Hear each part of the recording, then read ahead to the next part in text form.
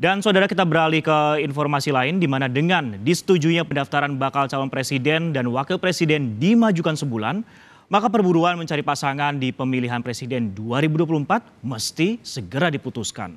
Bila ada 3 poros, maka penentuan siapa pasangan Ganjar dan siapa pasangan Prabowo hanya diberi batas waktu hingga 25 Oktober mendatang.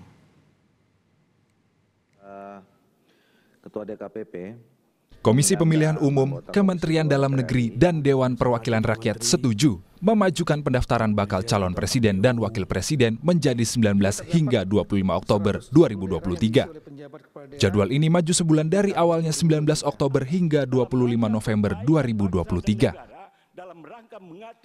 Saya kira untuk yang lain-lain masih bisa terpenuhi, sehingga pendaftaran tanggal 19 sampai 25 Oktober 2023 dan penetapannya tanggal 13 November 2023. Maka, tenggat memilih rekan sehati di bakal capres kini mulai makin pendek batas waktunya. Tak cuma sang bakal calon yang berburu, juga partai koalisinya yang mulai mematut-matutkan sang kandidat dengan bakal calon wakilnya. Inilah pekerjaan yang dilakoni Ganjar Pranowo dan Prabowo Subianto, serta partai koalisinya. Sementara satu koalisi sudah berpasangan, yakni Amin atau Anies Baswedan Muhaimin Iskandar. Mereka bakal bertarung dengan tujuan satu, menang pemilihan presiden 2024. Bila konstelasi hari ini berjalan, maka perlu 2 orang untuk 2 baca pres yang sedang diburu. Di Ganjar, partai koalisi tengah memilih 4 nama bakal pasangan jagonya. Pak Erick Thohir, Pak Sandi Uno, Pak Andika, Pak Mahfud. Tadinya kan memang muncul namanya Mas AHY, namun karena Demokrat sudah memutuskan untuk pindah atau menentukan dengan Mas Prabowo, ya tentu saja sepertinya tidak mungkin. Pak RK masih ada juga berarti? Pak RK juga, Golkar kan sudah dengan Pak Prabowo, jadi dan Pak RK merupakan kader Golkar. Dari 4 nama yang menguat saat ini adalah Mahfud MD. Semua masih punya peluang yang sama pada hari ini. Dan di antara kita, dari pimpinan partai, saya semua berkomunikasi dan saya juga berkomunikasi dengan beliau-beliau.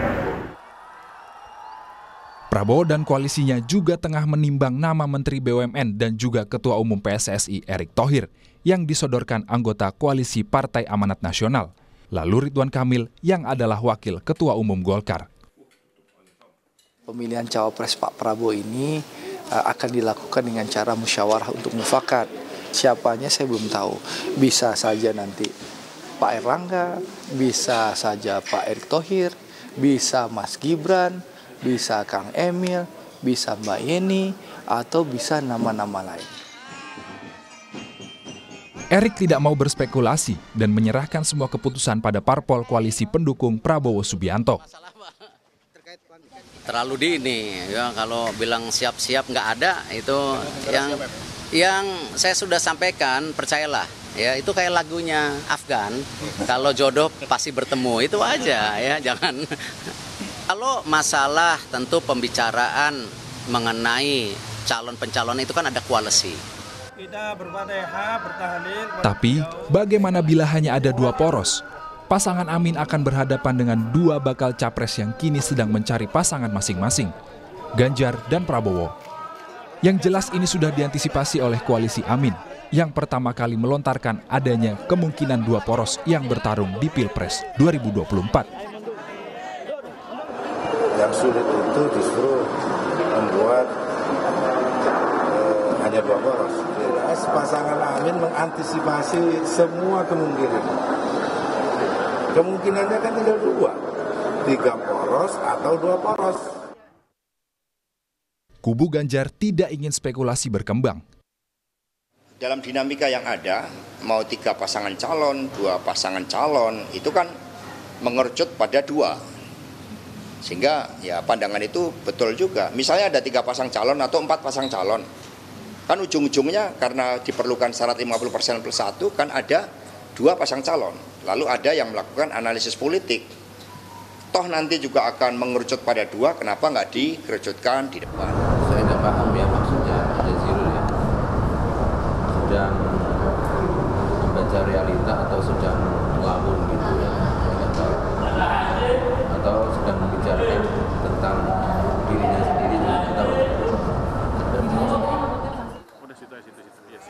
Di koalisi Prabowo, Gerindra menilai kemungkinan 2 poros bisa terjadi.